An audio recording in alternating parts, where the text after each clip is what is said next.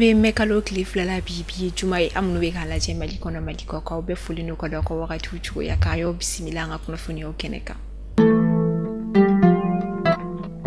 kuna funi damnela kunungo tunye alamsa ye mekalo clifolo domin talendo ka akula don je fanta anani bela jeralin fe ko ke barakela otokola dui ni kunu takunyi atako keme bisaba ani konontona ye alanya no mayara anga jemana fanta anani bela jeralin fe okumi konna la UNTM ni Union Nationale des Travailleurs du Mali olu koni bora so komada fe kaseka woni so jaw koni ira o make abani fe metalike amapu fanani o agence malienne de la presse de publicité olu fana bora ka domba koni ka alanya na maya o make abani alanya na mayala anga jabana fantan nani bela jarlin fe mi yere koni tarla kabla okumi kono o de be ani nyata kai anga jamana o konna la ama fo ala ka premier match mayira ana anga jamana kono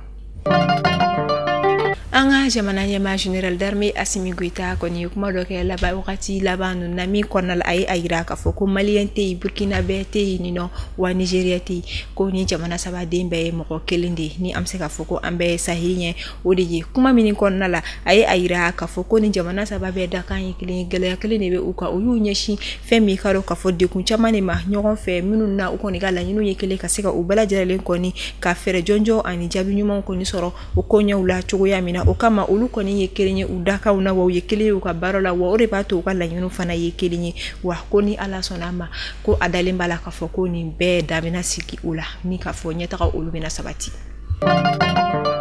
avril kalo klibi saba okoni kera vienti ukoni ferili da okoni nye mina ayirala kafo avril kalo klibi saba koni manate mesamba flani muganduru bolma fe tiki fafa kon beni obetalike bolma fe simfla ani motor siklu koni na munu kanga tuka bolma fe vienti ulu koni ta koni de avril kalo klibi saba koni te mena seka seka lu koni na damne ni mena ka soro vienti kon tika bolma fe na nyangil na daika enemy koni ukaka alde bamako ni obe sugu ni ko bamako faba konna la ni wakati na tasma koni menande ndo alde bamako sugu yere o konna la mi yere koni kadendo ka alde bamako sugu koni fere kala ka uja koni tike kosobe wala saka sega tasma koni ka udala kuru wele koni blala saper pompier tigla mama ni uy anga jamana la kana tigla mai wala saka sega fere soroni de pinamba fala ka jisma ke afroy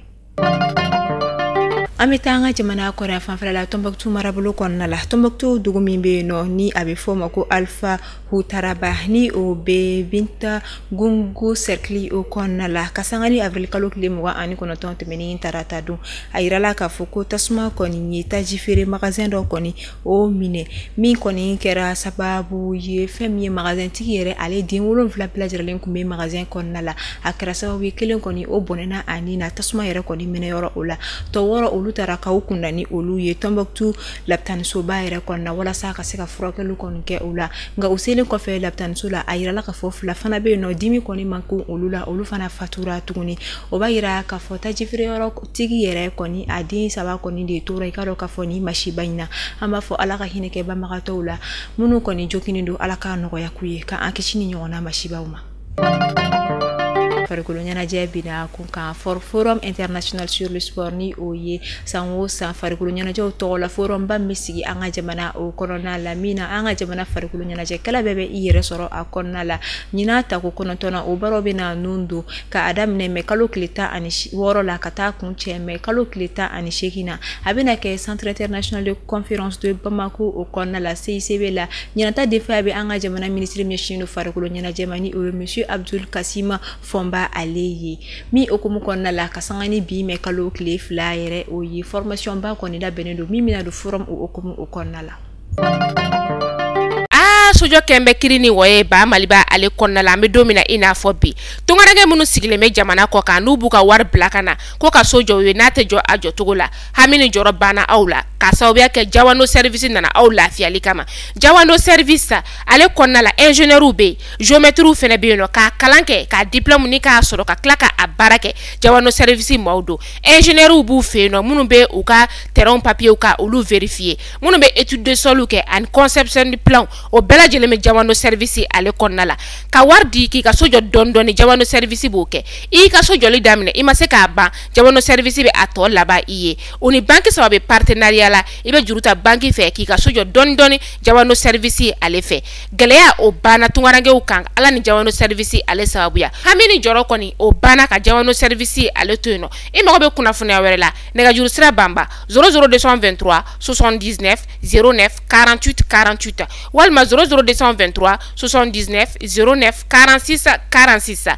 jamano service ka hakilina ye min ye denbaya kelen so kelen couche happy nice ale ye couche ye couche min ni a nana denmansaw olu lafiyali kama couche happy nice a ka magan wa n'i y'a don i den na fiɲɛ kɔni donyɔrɔ fɛnɛ bɛ a la n'i y'a don den na den bɛ nisɔndiya kosɛbɛ k'a sababuya kɛ farikolo o ye lafiya sɔrɔ couche happy nice n y'a don den na ko a ye ɲɛgɛnɛ kɛ ɲɛgɛnɛ bɔra couche fɛ o tɛ couche happy nice ye wa i y'a don i den na ko a ye den worokɔrɔla bɔsi o tɛ couche happy nice ye denmansaw a ye couche happy nice san aw ka galon bɔnda aw maa minnu bɛ yen nɔ ko aw mago bɛ a camion fa santa la u jabala filɛ sotiba sotɛli ko ale masurunya la nɛgɛjuru sira 90 38 54 64 walima 65 66 58 58 couche happy nice denmansaw lafiya. Farikolo ɲɛnajɛ bina k'u ka fɛn min ye DNSP olu kɔni ye Fédération Malienne d'Athlétisme mɔgɔw kɔni ka agrément minɛ o la ni wagati o la fɛn min kɔni sababu ma kɛ dɔwɛrɛ a yirala k'a fɔ fɛn min ye Fédération Malienne de l'Athlétisme olu yɛrɛ kɔni kɔnɔna la ko baaraw kɔni tɛ ka kɛ hakɛcogo ɲuman o la o ma kɛ a bannen ye fɛn min ye ko bolodacogo fana tɛ ka ɲɛ wa o mana laɲini fɛn fɛn kɔni ta a si kɔni tɛ ka kɛ sababa ye min yɛrɛ kɔni kɛra sababu ye u kɔni ka agrément o minɛla o la ni wagati Tina. An bɛ taa kɔkan kibaru la an bɛ taa Ghana ka olu fɛ yen nɔ walasa Ghana jamana ka sanga n'u ka laɲini sigilen sen kan ni o ye ka u ka yɛrɛya kɔni sɔrɔ u ka sanuko ta bina ko kan ni o ye souveraineté minière o kɔni ye Ghana jamana kɔni bɔla ka contrôle ba dɔ kɔni sigi a ka sanuko jagoko tɔgɔ o fanfɛlaw fɛ walasa a bɛ se ka fɛn min ye a ka sanu donda ani a bɔdaw ani a labaara cogo a yɛrɛ bɛ se ka o bɛɛ mara sɔrɔ cogoya min na min kɔni bɛna bɔ jamana wɛrɛ olu yɛrɛ kɔni bolo.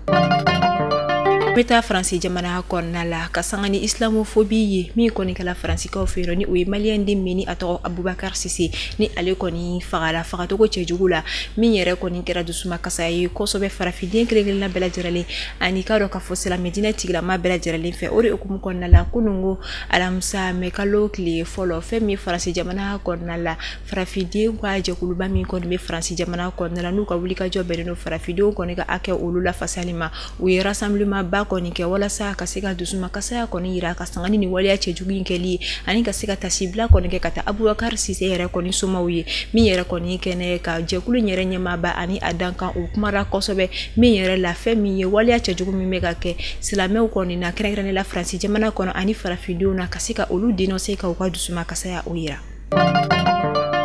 Alibi an bɛ to kɔkan kibaru o kɔnɔna la an bɛ taa Israel jamana o la fɛn min ye masiba koba dɔ kɔni wulila Israel jamana kɔnɔna la min kɛra ni tasumaba dɔ yɛrɛ kɔni wulili yɛrɛ o kɔni ye min balila ka balaw kɔni kɛ ka jamana kɔni fan caman o kɔni minɛ min yɛrɛ la ni wagati in na wulikajɔ kɔni kɛra no ka se ka phénomène ka yɛrɛ faamu ani ka se ka a dankari sira la.